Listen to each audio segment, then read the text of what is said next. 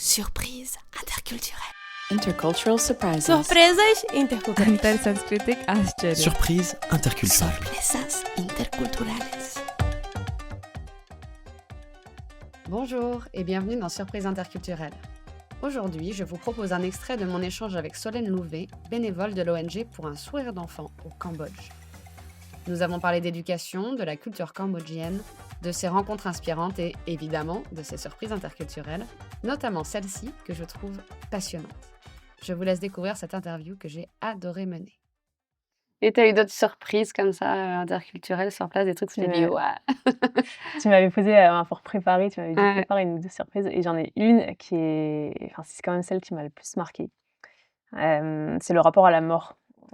Ok. Un enterrement cambodgien. C'est pas le sujet le plus joyeux.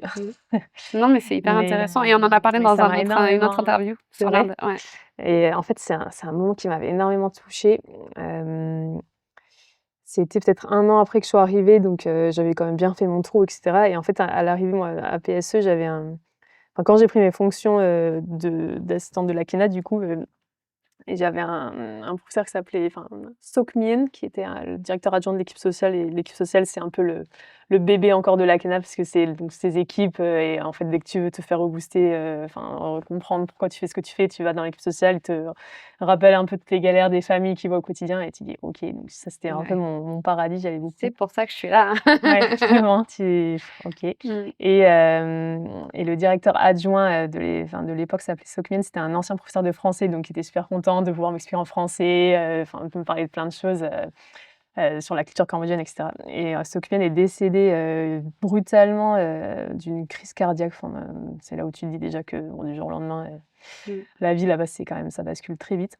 Et c'était un des meilleurs amis de la KENA, qu'elle connaissait depuis 20 ans. Donc elle a été très très touchée par ça, très impactée.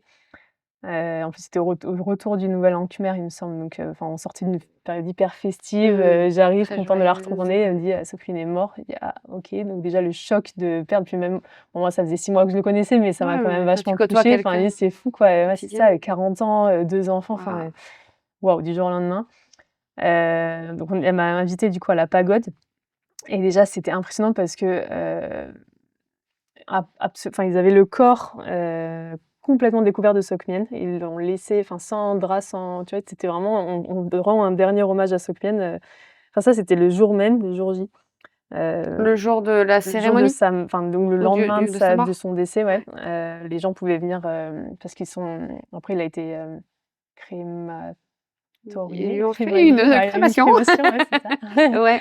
Ah oui, c'est vrai que là-bas, mais je ne sais pas. C'était un peu plus tard. Et avant ça, on pouvait déjà aller juste offrir ses respects. Et déjà de tomber sur ce corps avec des gens qui viennent prier devant lui. Et moi, je pleurais, mais j'étais la seule à pleurer. Tu vois, tous ces amis qui étaient là. Et en fait, heureusement, j'avais mon masque, mais parce que c'est hyper mal vu déjà de montrer tes émotions comme ça. Et je me retenais derrière mon masque. Heureusement, c'était encore un peu le Covid, donc je pouvais me cacher, tu vois. Et je me disais, mais c'est fou, ils ont une relation tellement plus forte que moi avec lui. Et ils arrivent à tous cacher leurs émotions. Comment ils font ça? Même les enfants ces enfants ne pleuraient pas. La femme pleurait quand même, mais il y en avait certains, mais tu voyais que c'était pas du tout. Culturellement, il faut pas pleurer dans ce genre de moment. Donc déjà dur. Et en fait, ce qui m'a encore plus marqué, donc on était tous là par contre pour l'enterrement, et c'était très beau. Pour la crémation. Ça a un côté quand même très horrible. La pagode, c'est des sons un peu stridents. Il fait chaud. En partie, on est très nombreux. J'étais pas du tout à l'aise là-dedans, mais et en fait, dans la cérémonie bouddhiste, dans la culture bouddhiste, tu as quand même ce côté réincarnation. Et au bout de 7 jours, je crois que ça prend 7 jours pour que l'âme soit réincarnée. Et donc, au bout de 7 jours, on a fait une fête dans les bureaux de l'équipe sociale.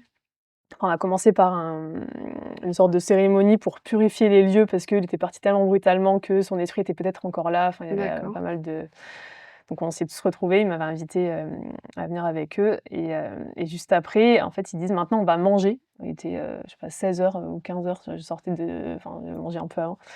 Je disais non, moi ça va, j'ai pas faim. Ils me disaient si, il faut que tu manges parce qu'en fait, il faut qu'on remplisse enfin, j'ai peut-être mal compris, mais il me disait: «Il faut qu'on remplisse nos estomacs pour l'aider à partir», enfin, en gros, lui donner de la force, quoi et on lui OK. on laisse Lui on laisse à transmettre s'en votre aller. énergie quelque Ouais, c'était part, un peu ça, enfin, OK. entre les lignes, ce que j'ai compris, donc tout le monde, mangeait et ce qui m'a le plus surprise, c'est Lakena qui me dit: «Viens, j'ai un super spot pour, le déjeuner» et elle rentre dans le bureau, de Seokmien et elle s'assoit à son bureau et elle mange là et elle se pose là, tu vois? Et moi, je me dis: «Mais» en fait, on a ce côté, nous, super tabou de, tu vois, quelqu'un qui est enfin, un être aimé qui est absent et qui est en fait, on va un peu en faire un temple, on touche plus à rien et tout ça. Là, c'était vraiment, elle s'assoit dans sa chaise, elle était super contente de me dire enfin, de me montrer ses affaires et tout ça, et ils étaient hyper joviaux, en fait, et je me disais: «Mais c'est fou, enfin, il est parti il y a 7 jours, elle, je sais qu'elle est hyper touchée et qu'il lui manque». Enfin, vraiment, c'était un de ses meilleurs amis et elle le vit comme ça, quoi. Enfin, c'était, super étonnant et en fait, elle me racontait que, ouais, comme il croit à la réincarnation, en fait, c'est un renouveau pour lui, il avait fait des super actions dans sa vie, donc il devrait avoir une meilleure vie après. Enfin, en fait, Pour faut lui, pas c'est s'en bien, faire, nous, quoi. on est tristes, mais en fait, c'est pas nous le plus Exactement. important, là, c'est lui, C'est quoi. ça, vraiment et que ouais, vraiment et elle avait plus du tout ce côté enfin, c'était un peu, bah, oui, c'est ça, elle nous avait nous manquer mais c'est une bonne chose pour lui, quoi Et je me demande si c'est pas aussi pour ça qu'on pleure pas, parce que quelque part, le fait de pleurer, ça amène l'attention sur soi, ouais, bah, ouais, il y a un plutôt que côté sur comme la ça. personne, Vraiment, c'était je le sens enfin, quand je me forçais à ne pas pleurer, je le sentais comme ça. Je me disais: C'est hyper déplacé ce que je suis en train de faire», alors que c'était une forme de respect aussi, tu vois? De me dire: «Bon, bah, ça nous, me c'est touche, comme ça quoi». qu'on Enfin, montre le voilà, c'est respect. ça et Bah, c'est en fait, c'est presque l'inverse, hein. Notamment en France, tu pleures pas, tu te dis: «Ah, il aimait pas, ça me ouais, touche pas», quoi ouais. et là, c'était vraiment l'inverse et c'était ouais, c'était dur de faire ça et en fait, surtout, ce qui était marrant, c'est ils ont aucun tabou sur la mort, quoi et donc ils parlaient de lui tout le temps, mais ils en faisaient même des blagues, «Ah, va falloir le remplacer parce qu'il va pas revenir», des trucs Ah comme ouais, ça, tu vois? d'accord, Ils me disaient: OK. «C'est hyper Waouh! déplacé», tu vois? Mais non, enfin, vraiment, c'est culturellement, c'était comme ça, c'était normal. Donc ça, c'était une belle surprise interculturelle Ouais, ouais, c'est et ça m'a particulier. pas mal questionné justement sur le rapport à la mort, nous et au fait qu'en fait, on peut faire des tabous finalement, parfois, c'est assez malsain aussi de s'enfermer. Enfin, j'avais une amie qui a perdu son père jeune et en fait, elle me disait: «Mais tu vois, le fait que» enfin, c'est pas tant la perte de mon père qui est dure, c'est le fait que tout le monde me mette dans cette, boule de Mmh. cristal. Ils osent pas m'approcher, ils sont C'est toujours en train de vrai, marcher sur des œufs et tout ça, en fait, c'est hyper, enfin, du coup, j'ai perdu ma relation j'ai plus de relation normale avec les gens, quoi et ouais. ça, c'est très dur et pour le coup, au Cambodge, j'avais pas ce problème-là, quoi. Si cet extrait vous a plu, l'épisode complet est disponible dès maintenant sur votre plateforme préférée. Rendez-vous dans une semaine pour un nouvel épisode solo où je vous raconterai à nouveau une de mes anecdotes de surprise interculturelle. À très vite!